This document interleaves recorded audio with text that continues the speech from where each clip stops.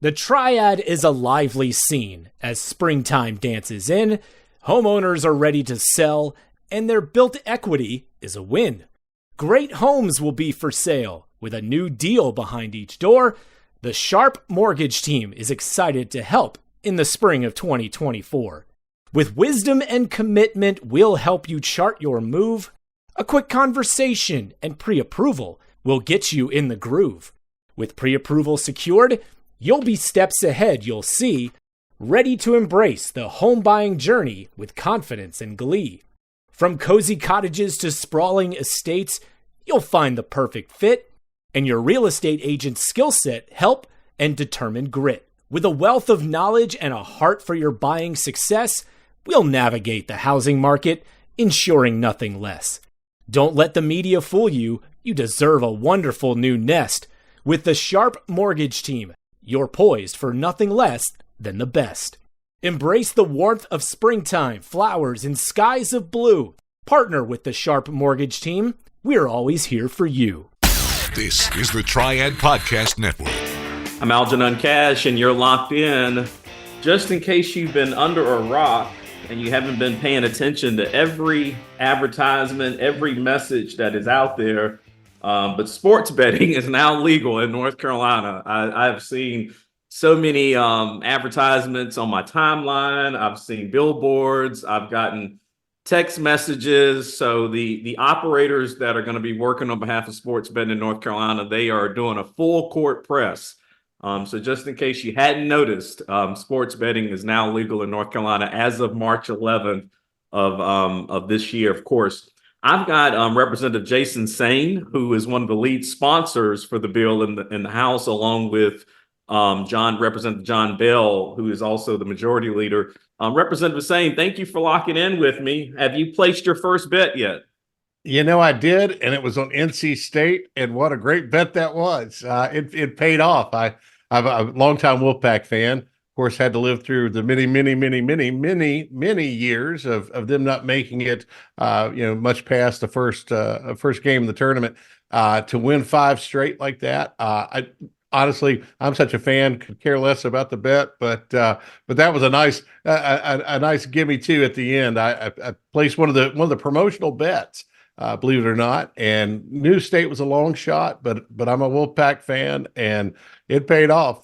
Close for me, about $937. Believe it or not, and wow. I'm not a veteran sports bettor, but that was a pretty good bet to make. So was thrilled to death with that. But just great to see the team do that. But great to bring this to North Carolina. I heard so many people, as you mentioned, there was a lot of advertising, and the advertising had to do with the fact that they knew there was a big market in North Carolina. That, by the way, for years had already been sports betting. They just hadn't been doing it legally. Now they can legally do it. You know, I have not placed my first bet. I've seen all the advertisements and the enticements for I guess they give you like bonus cash if you sign up for an account and do some of that. I have not done that yet. But just as I played the lottery after we allowed the lottery to come here to North Carolina, I do plan on making a bet. I've got to figure out who I'm going to bet on, but I'm going to jump in and give it a shot. I guess let's just start it there. Here in North Carolina, it was a tough fight to be able to get the lottery legalized and authorized here in our state. I know we've had conversations about other gaming like casinos and other things here in the state. Why do you think the time was right to be able to get a bill through the General Assembly, Representative, specifically for sports betting? Yeah, well, one, we have such a big fan base here in North Carolina, and let me tell you the story about how we got to sports betting anyway. I'm sitting, this is several years ago, on a Saturday at a little bar restaurant, Lake Norman. Met up with some friends of mine. We'd get together on Saturdays and watch basketball or baseball, whatever the season is. And we're sitting there, and I'm watching them on their phones. 2 good friends use their phones to play sports bets. And I, a little nosy, I asked, I said, how are you doing that? That's not legal in our state. At the time, I'd never placed a bet, had no idea how it worked. So I asked them to explain it to me. And they were walking through what the process was and, explained that, yeah, it's illegal, but nobody really enforces it. So we got a guy, and that guy, puts us into a website, and we've got basically a VPN to get there, and then they could place their bets. And they'd been doing it for years. And I was just fascinated by that. And so I started researching it a bit because the Supreme Court had made their ruling and said that sports betting was indeed legal. And I'm seeing a lot of publications and things that legislators read where other states were getting into the sports betting business.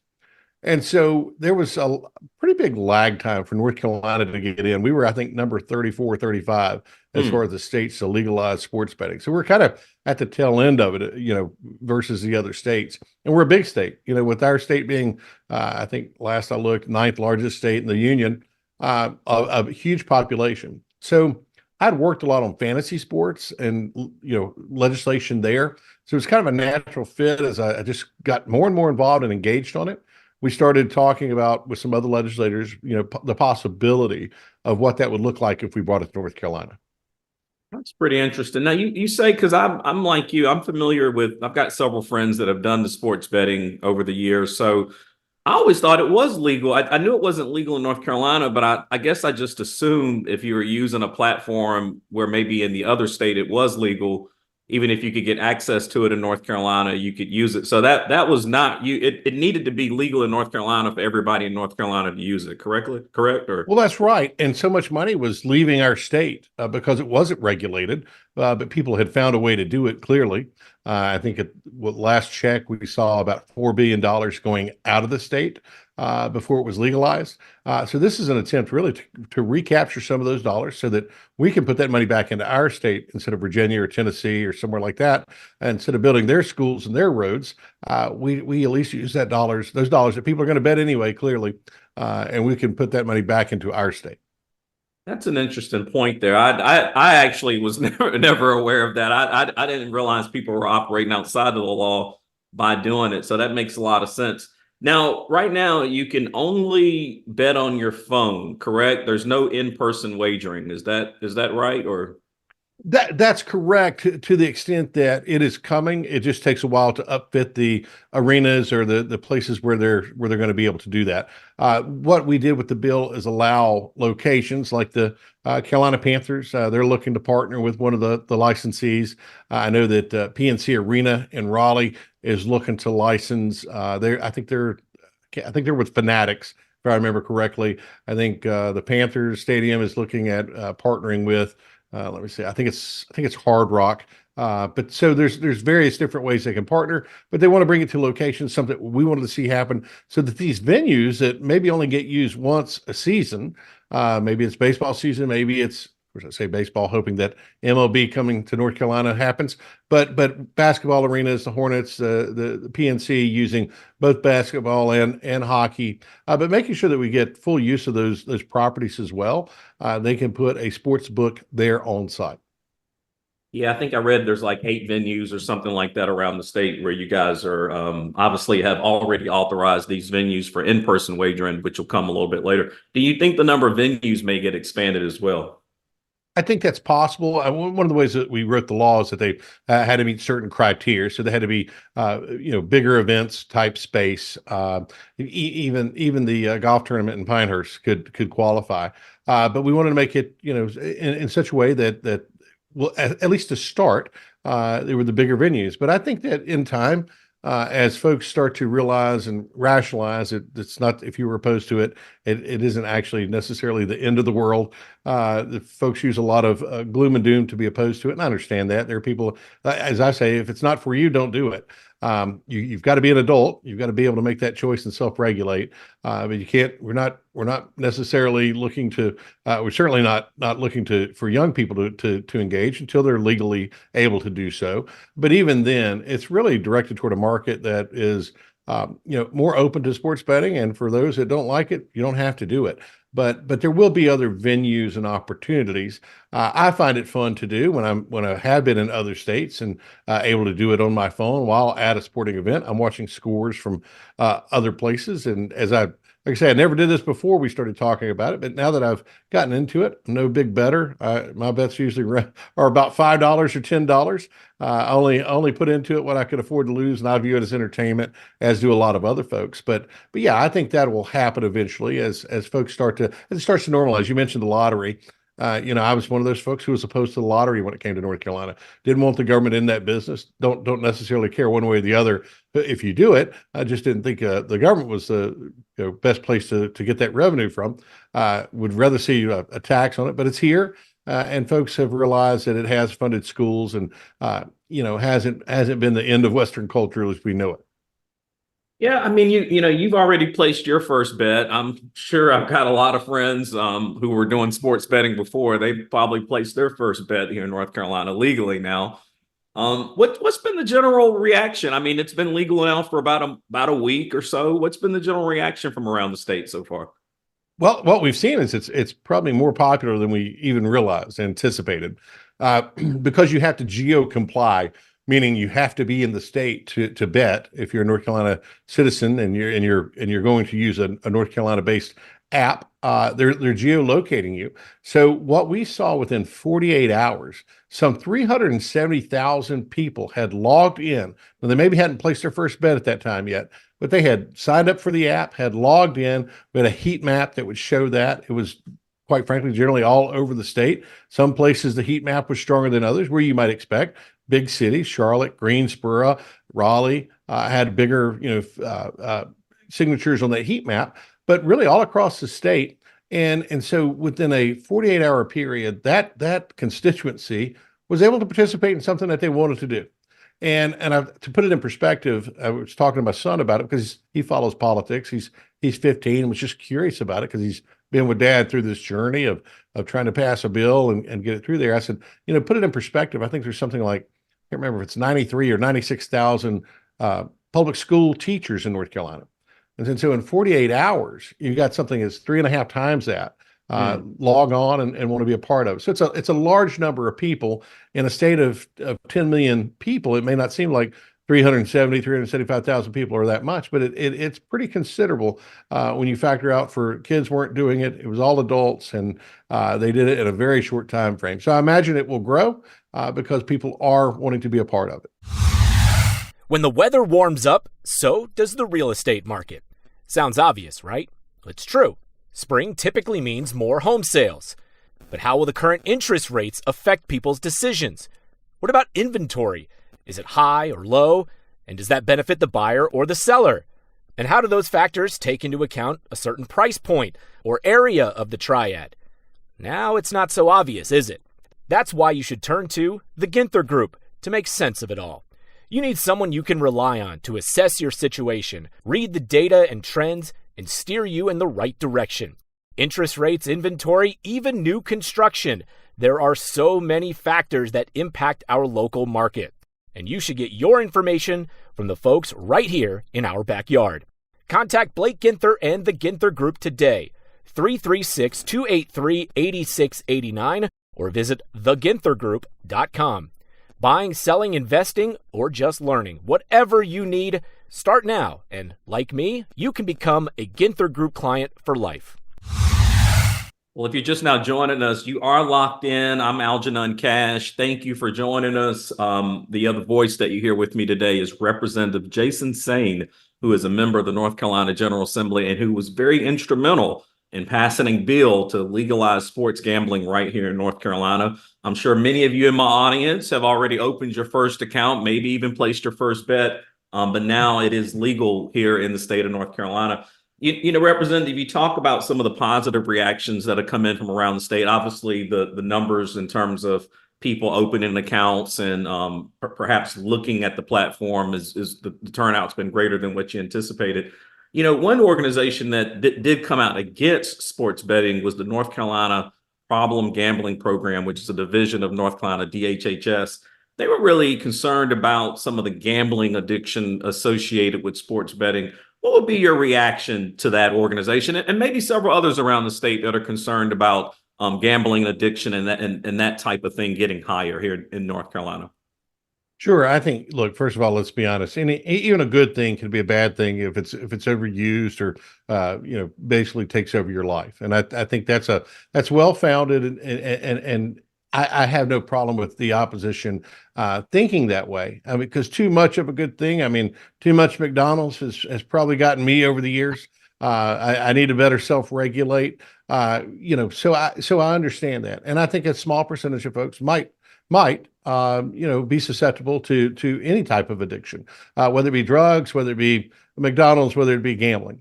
And so I think having some form of transparency truly to understand what's really happening, because it's kind of like some of the other things in society. We're not looking for it, so we really don't know. We're just guessing.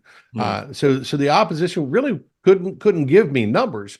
All they could tell me is what maybe was happening in some other state, maybe some hyperbole. We saw a lot of that on the House floor during the debate, but no one could really provide true numbers at what gambling addiction might look like in North Carolina. Now, because we monitor it, clearly we monitor it. We knew within 48 hours where people were signing in from, who they were. They have to give identifiable information to qualify to play. And because we know that, one, a lot of these companies, most of these companies, if not all of them, are monitoring those people placing bets. So using FanDuel, when I log in, or DraftKings, or pick your app of choice, those are the two that I've been using. It one says, hey, you've logged in multiple times. Let us show you what the problem gambling helpline is. I'm doing it because I'm logging in multiple times because I'm so interested in it, invested in it, and want to see what it looks like. But it would tell me, hey, it looks like you're accessing this app a lot. Here's the problem gambling helpline. You can also set your own, you can also regulate yourself and say, look, I don't want to bet more than $100 in a 30-day period. You can put that into the app. It will also notice that, hey, look, you've been doing this a lot.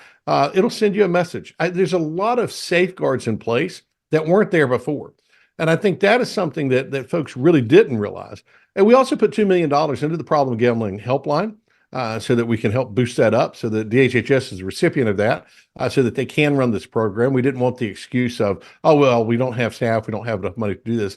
And look, as legislators, we can go back and reevaluate what it looks like. If we see that, hey, maybe this is a problem, we can take that away. I tend to think that's not going to be what happens. But if we need to boost up funding on problem gambling, we can do that too. But prior to, like I say, there was really just no way to know. And with legalization comes some transparency and some real insight into what is happening in our state. I'm thankful that you mentioned some of the safeguards that are actually built into the platform. I've never done it before, so I was unaware that those safeguards was there as well. But as I was sort of preparing for our conversation today, I was thinking about and trying to compare sports betting to the lottery. And obviously with the lottery, you actually have to get up and leave your house and, go to a convenience store, purchase the ticket and scratch it. There's multiple steps you got to go through to be able to do it. And I was sitting here thinking man, it's pretty easy. Everybody's got a cell phone, so you could log into that app and you could spend your entire weekend betting and gambling all weekend long if that's what you want to do. But I like the fact that, obviously it's up to the user whether or not they want to adhere to the safeguards that are inside the application. But the fact that they are there and trying to create some guardrails so that people just don't go completely off the road here with this thing, I think that's extremely helpful. Well, and look, I'll add, and you probably don't know because you wouldn't know unless you're playing the North Carolina lottery. You can do that on your phone now as well. I didn't know that. Folks don't know that, and so we even had legislators who were talking about it on the House floor as we were debating, saying, "Well, at least exactly what you just said." So don't feel like you were the only one that didn't know, because a lot of folks didn't realize that was already happening with the North Carolina lottery. And I went to some of the members of my caucus who were opposed and who, again, they have every right to be opposed. But what I offered to them was, I said, okay, well, fine. If gambling's absolutely wrong, something we shouldn't be doing as a state, then let's see your bill to repeal the North Carolina lottery. There's nothing that stops a legislator from doing that. They could file it today, and not a single one filed that bill. I'm still waiting to see it. We'll see how far that gets if they ever do file it. But I just don't think that's going to be the case. And again, a lot of it was hyperbole that said, no, we were opposed to it for various reasons, and society is going to deteriorate because of it. The reality is we didn't see that with the North Carolina lottery. We're not going to see it with sports betting. We're doing it online already. And look, that's also why we put it at the Lottery Commission, because they do have, some expertise in working online with these vendors and understanding geo compliance and making sure that folks are who they say they are. So this was actually not something new. Folks were already doing it in our state. They were just doing it with the lottery, with the North Carolina lottery. Now they can do it with sports betting as well.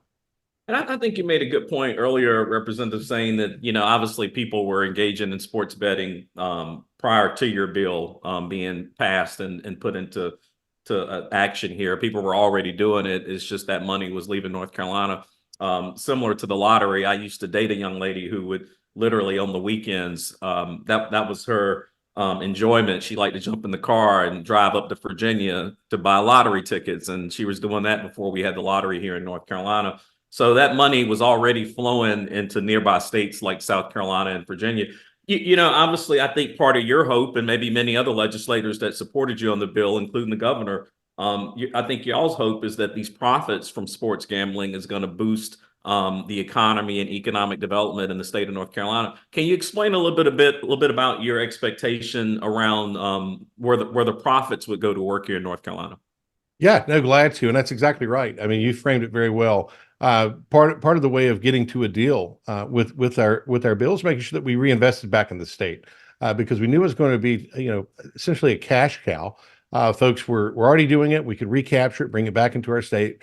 We wanted to put most of that money back into the general fund, but we have several places it's going to go. Big event, large event fund, sporting events that are, kind of one-time deals. When you think about Super Bowls and big golf tournaments and NBA does their all-star game every year. So there's money put aside that helps recruit those big events into the state, because we see the economic return on those. It's, as I call it, heads in beds and tourism, travel dollars, people coming into our state.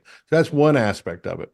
But also we saw that, yes, we've got State and Carolina. Really, right after the big game, we're talking about it. And they do very well because they have such a great following. They're long-time established, universities. But some of our smaller universities in our public university system really struggle to fund their athletic departments. It's something that's not readily there for them.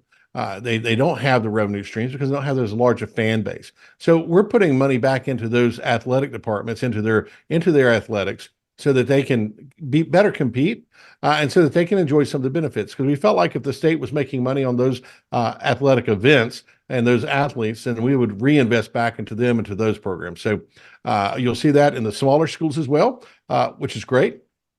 And you'll see more money put into our outdoor youth programs. Each county gets money for that as well. So again, we're trying to make sure that we take sports betting for what it is and make sure that it's a public good, so that everyone across the state, whether you're for it or even against it, you can see some value in it coming to our state. It's time to get serious about your financial future. It's never too early, but it could be too late to get started. And that's oftentimes the hardest part, getting started. How much do I save? Where do I invest? Do I save for college or retirement? How much for each? And who do I talk to about it all? Okay, we'll keep things simple for now and help you answer the last one. We recommend you begin with a local financial advisor. And that's Jennifer Johnson of Three Magnolias Financial Advisors. She'll sit down with you for a complimentary introductory consultation and go over all of your questions. Get started on the path to achieving your financial goals. Visit threemagnoliasfinancialadvisors.com or call 336-701-1600. Get comfortable with your financial future. Three Magnolias Financial Advisors. Retirement, financial planning, and investments. Securities offered through Cetera Advisor Networks, LLC, member FINRA SIPC. Investment advisory services offered through Three Magnolias Financial Advisors. Three Magnolias Financial Advisors and Cetera Advisor Networks are not affiliated. Cetera is under separate ownership from any other named entity. I was reading online some of the reaction from some of your fellow lawmakers in the General Assembly, in the House and the Senate, And one reaction that I read talked about the fact that the quote unquote new money that would be coming in through sports betting really isn't new money. Technically, that money is already here. It's just now being repurposed. If it wasn't for sports betting, people would be using that money on their rent, or they'd go buy food with it, or maybe go down to the local mall and buy new clothes or whatever. What would be your reaction to those folks that say that, this isn't really new money coming in? This is just recycled money. Well, I don't believe that at all. I think this is, like for me, if I'm a typical user, and I think I probably am because I don't bet a whole lot of money. It's entertainment for me. Probably going to spend that money somewhere. It could be in state, out of state, as we saw with my friends, both who were doing it on a regular basis, as they're huge sports fans. That money was going somewhere else, and so that money being recaptured back into our state, I think, does make that new money that we can enjoy the benefit from, and it is being regulated and it is being taxed. We'll get a portion of that back. And it also spurs economic activity. As we see, we were talking about the locations where the sports books will be located. These are new opportunities, new tourism dollars, as people maybe come to, they might be following their team that's playing the Hornets this week. They might stay an extra night, enjoy the restaurant bar scene at the sports book, watch their other teams participate. If you're like me, I'm a multi-sport fan. So one night it might be basketball, the very next day it might be baseball. I love it when I have the dual seasons going at the same time. But you get to participate in that as well. So I do think there part of that is recaptured money, so money that would be here, but it's also money that was leaving our state. So it is new money, and we'll see that in our revenue. I don't anticipate at all that other revenue streams will be impacted. We'll just have a new revenue stream. Yeah, and then I heard you say also that part of what you hope to happen is some of the money that's coming in from sports betting, you're able to use that capital to go in and invest and be able to lure large scale events to North Carolina as well, like the All-Star games and the other things that you mentioned, which would all certainly be new economic development revenue that would be coming into the state for sure. Again, if you're just now joining us, my name is Algenon Cash. Thank you for locking in. Sports betting is now legal in North Carolina, and we're having a conversation about it with Representative Jason Saine, who was instrumental in getting the bill through the North Carolina General Assembly to allow all these sports fans who want to bet on games, now they can do that here in North Carolina legally. Representative, I've got just a couple more questions for you, and then I think we'll be wrapping up. I did take a look at some of the taxes and fees that were going to be levied against the industry. I think I saw it's going to be $1 million application fee, another $1 million renewal fee, and then also the state will be taking about an 18% privilege tax from the revenues that are coming in for the operators who are running the sports gaming platforms. Where do you see some of that money being used as well? I mean, is any of that going to education? I mean, things that we can point to around the state, or? Yeah, I didn't want to design it for just one particular part of our budget, because we have needs and things change. From year to year, you might have a bigger need in one area of our state budget versus another. So most of it goes into the general fund. So that money can be used for education. That money can be used for DHHS. It can be used for roads. It can be used in various different ways. But it goes into that general fund for that very purpose. As that grows, so does the general fund. We wanted to make sure that we didn't try to supplant money. We didn't want to say, as we talked about putting money into those university athletic programs, if you're say Fayetteville State, and now you get a new influx of cash into your athletic program. We wanted to make sure, and part of the agreement with the legislators who were passing it is, look, we're not doing this and then come back and cut Fayetteville State $1 million on the other side of things to say, well, you've got your money. That's not the design at all in what we did. I'm a budget chair, so I get to make sure that happens that way.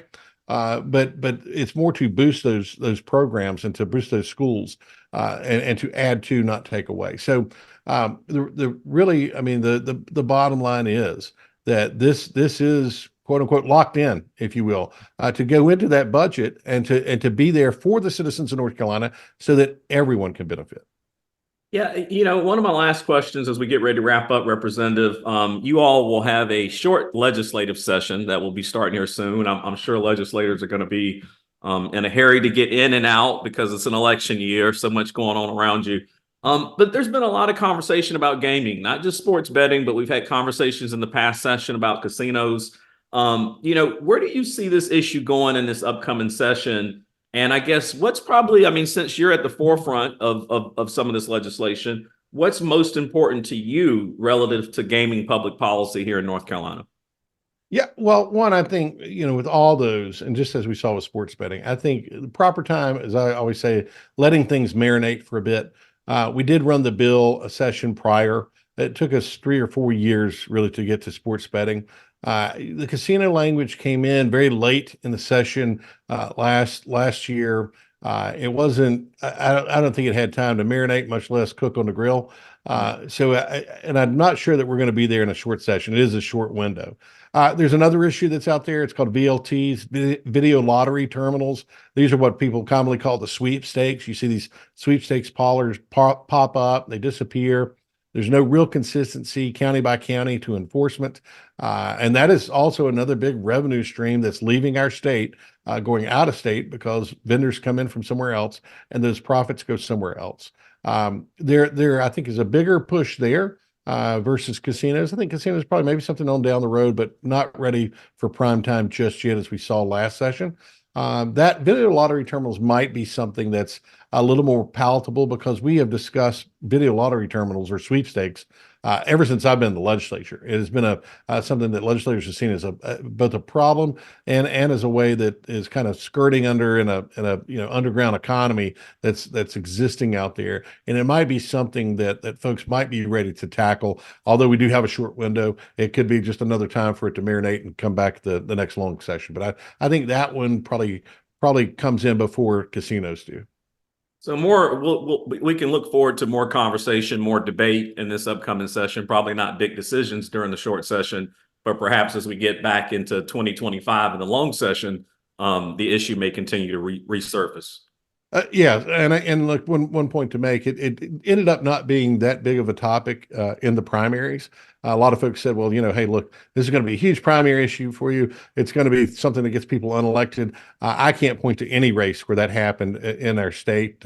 Matter of fact, I've been the face of sports betting. I didn't get a primary or a general election. So I think it's people, as we saw in polling, about 70% of the people, either approve or don't have an opinion. And so whatever happens will just happen. So I would say that it's just something that's going to be debated for a couple of years to come, for sure. Yeah, I watch a lot of these races pretty close myself, and I never saw the issue pop up during the primary season myself, Representative. Thank you, Representative Saine. Thank you for locking in. This is your inaugural appearance. You're on my list now, so we'll have to start making you a regular contributor. Thank you for your work in Raleigh, and congratulations. No primary opponent, no general opponent. You sort of get to take the year off and maybe go support some colleagues and peers. So congratulations on that as well. Thank you again for locking in. And to my audience, thank you all for locking in. Make sure you stay tuned to WTOB because every Sunday morning, that is where the Locked In Show broadcasts. But if you happen to miss me there, hopefully you subscribe to the podcast. You can always get that on Apple, Spotify, Pandora, wherever you like to download your favorite podcast, you can lock in there. And as always, until next time, y'all stay locked in. Hey, thanks for listening to this episode on the Triad Podcast Network. Our mission is simple: provide information, advice, and stories about the people and places that make the North Carolina Triad such a great place to be. You can find us by searching Triad Podcast Network on Apple Podcasts, Spotify, pretty much wherever you like to listen. If you like what you heard and want to support the show and those that contribute, we would truly appreciate a rating and review on your favorite podcast app. It helps spread the word along, as do your shares on social media. You can find us on Facebook, Twitter, Instagram @Triad Podcast. To get in touch with us, simply email info@triadpodcast.com. Thanks for listening. This is the Triad Podcast Network.